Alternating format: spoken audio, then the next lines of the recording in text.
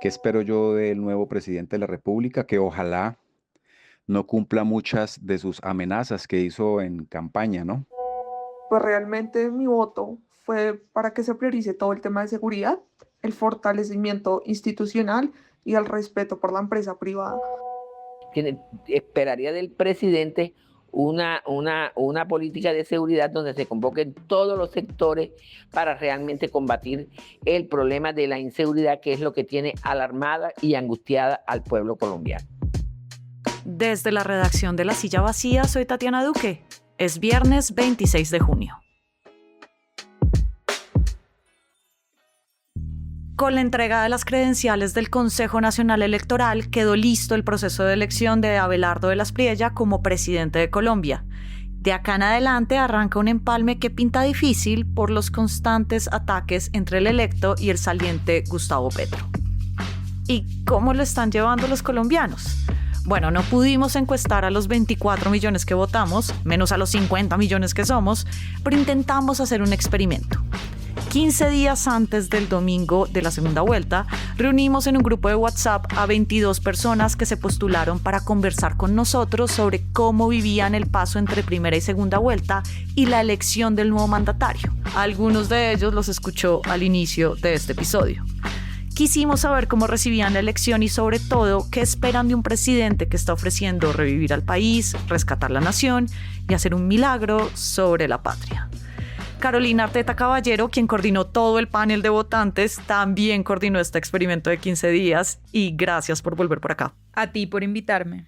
Estas personas representan algo similar al panel de votantes, gente de diferentes regiones, estratos, géneros y tendencias políticas. La idea entonces era saber si podían conversar en un mismo espacio sobre sus preferencias políticas. Sí, los seleccionamos a partir de la misma convocatoria del panel de votantes y los invitamos al chat 2 semanas antes de la segunda vuelta. Intentamos que fuera un grupo de personas variado, de distintas regiones, grupos sociales, edades e inclinaciones políticas. Había gente de centro, de derecha, de izquierda y personas que no se identificaban con alguna de estas tendencias. Nuestra idea no era propiciar una conversación entre opuestos. Por eso incluimos votantes de centro, por ejemplo. Lo que queríamos ver era una conversación sobre política entre gente del común.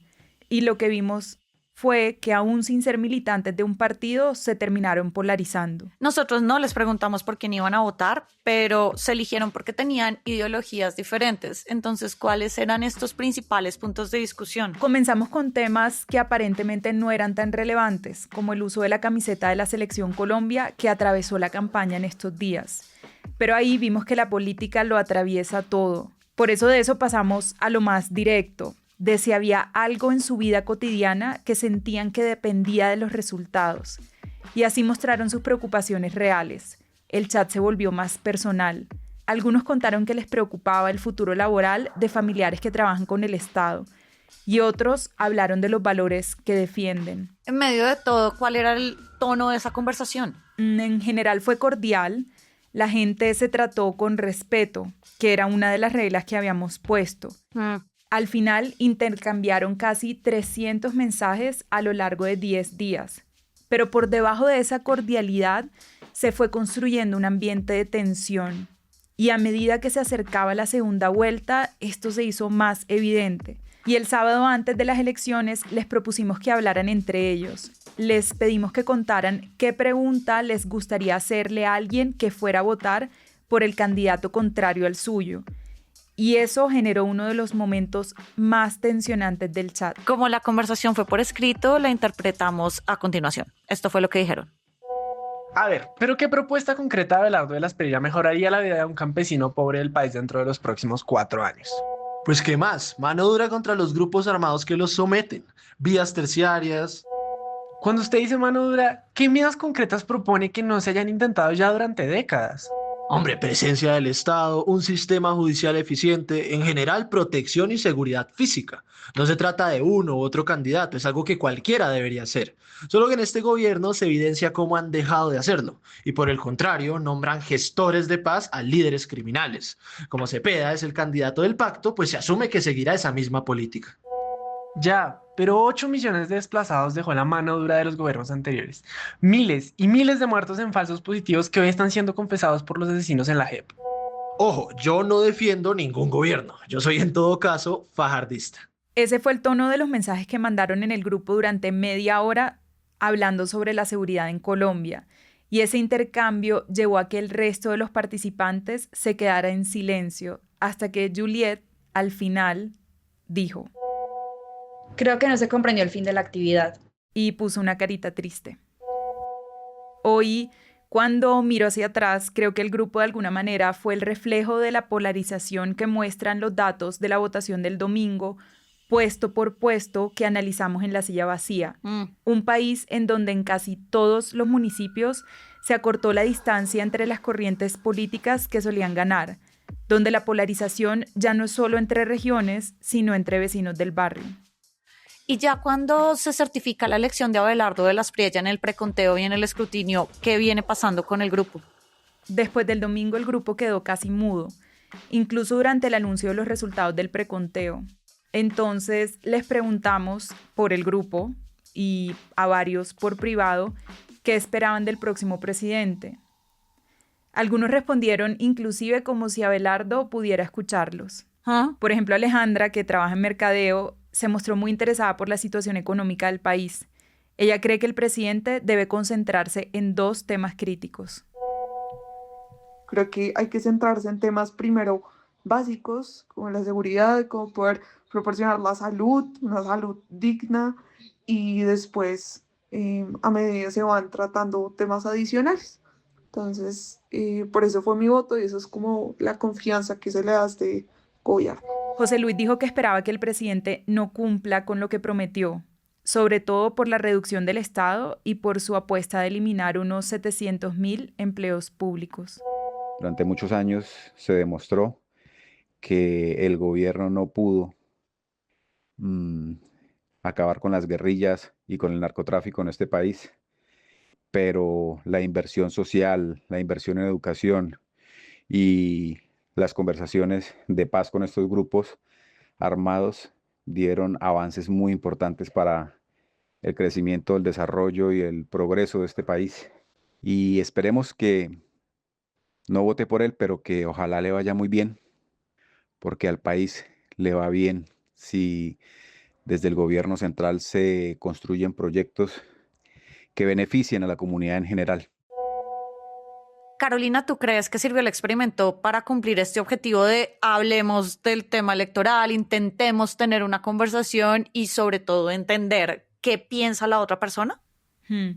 Sí, pero no lo digo yo. Me lo dijeron varios de los participantes.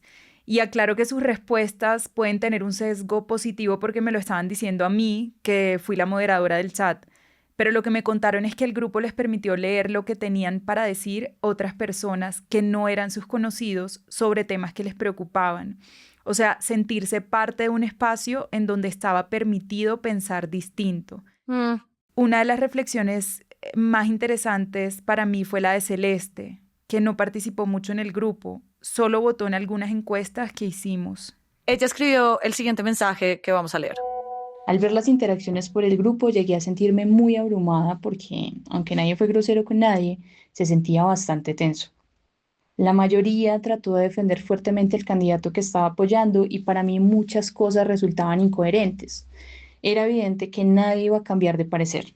Entonces vi un poco innecesario el contraargumentar ciertos comentarios de algunas personas. Celeste votó por primera vez este año y dice que lo que vio en el grupo le recordó a lo que sintió por estos días con alguno de sus conocidos. O sea que era difícil hablar, pero aún así no se salió del chat, a pesar de que reconoció que su actitud de no hablar fue contradictoria con el ejercicio. Del chat solo se salieron 2 personas de las 22 que invitamos. Y Celeste convivió con esa incomodidad, una que por momentos se sintió muy personal. O sea, al final de las incomodidades de unos, de los silencios de otros, de las tensiones, la gran mayoría terminó conviviendo. Sí.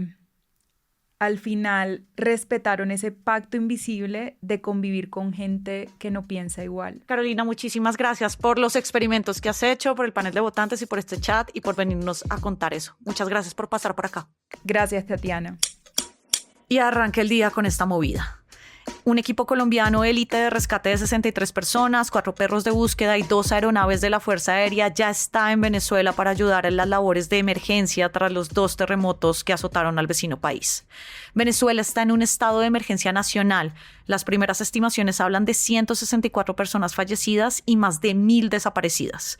Están colapsadas comunicaciones y servicios de agua y de luz. En Colombia, varias organizaciones activaron centros de donación de alimentos no perecederos, ropa limpia y en buen estado y medicinas. Si puede donar, en la descripción de este episodio le dejo algunos links. Toda la movida de poder estar al aire en lasillavacía.com, en las redes, en el en vivo y en nuestro canal de YouTube. Y por acá cada mañana estará servido su desayuno político favorito. Fernando Cruz y Angie Usme produjeron este episodio. Yo soy Tatiana Duque. Feliz puente. Nos escuchamos el martes.